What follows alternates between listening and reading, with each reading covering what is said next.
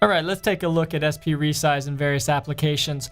So this is application by application dependent, whether or not it works. So I've got several applications open. We'll just take a look at some of these. So we'll start off with iTunes. iTunes behavior with the zoom button is a little bit different than other applications. It goes between this mini player and then our large state. So it's whatever we resize it to. Again, same situation here. If I move this over from a secondary display and I'm trying to shrink this, or I want to burn a disk, I can't really click on that button so easily. So I'd have to resize it, move it over here, change its size, and then move it back. Again, all I need to do once it's in that large state is go ahead and invoke the key command. So do note the little top is missing on that, so I no longer see the zoom button. If I move it over to the other display, then it's there. So if I try to invoke the key command while it's in its mini player, all it does is just move it over to another location in the top left. So let's take a look at it in Logic. SP Resize doesn't work in Logic 9. It used to work really intermittently on Logic 8, just on some windows, floating windows, but that is since been locked in Logic 9, so you can't resize these windows, not that you'd really need to anyway. So an example of this would be actually SP Resize, which I've purposely left so you can resize. So let me go ahead and change this to 800 by 600. And now that this is resized, we'll go back to that window. So when I resize this, there it is to the full window and then to both displays.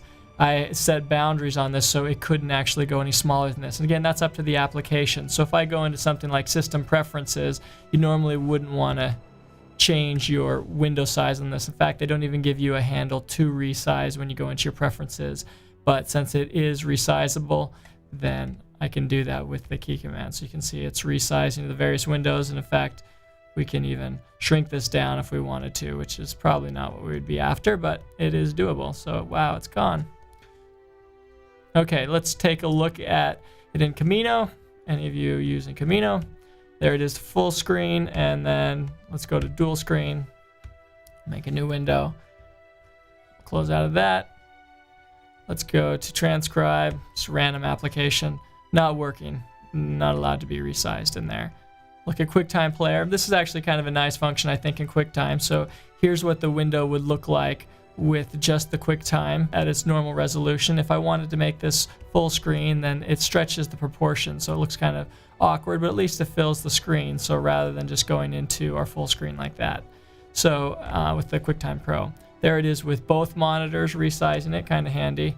And then back to our main display. So that's in QuickTime. We'll take a look at Real Player, main screen, dual screen. VLC also resizes. Delicious Library. There it is on both displays, and since our resolution is so low right now, it's not shrinking down to just one display. In normal higher resolutions, that would be just fine. So let's try an iChat. We can have our full window there. Let's go into Soundtrack Pro. And this is at a really low resolution as well, so we're not getting our full screen on one monitor. Normally this would be on one monitor and then two monitors. Pretty helpful. Check out Mail, how Mail behaves. So here's Mail on one display. I have a plugin that shows Mail on the right side here, and if I want to see it on two monitors, this can definitely be handy to be able to read your mail on one side and be able to look at all your headers on the left. So that's with Apple Mail. No plugin is needed, just to resize in Mail. And you're going to be disappointed about this one. Yes, it doesn't work in Internet Explorer. But it does work in Google Chrome. So Google Chrome, moving it between different monitors. And we'll try it in Flock. So sad, doesn't work in Flock for you Flock users out there. But it does work in OmniWeb. And moving windows, if you're resizing, typically the windows are going to move just fine in most cases. GarageBand, same deal. Since we're at such a low resolution, that's the smallest that the window can get. But normally this would be one display, and then there it is for two displays. Firefox is one of those that switches back and forth from update to update. So you may find that it works with the application you update and then it doesn't, or vice versa.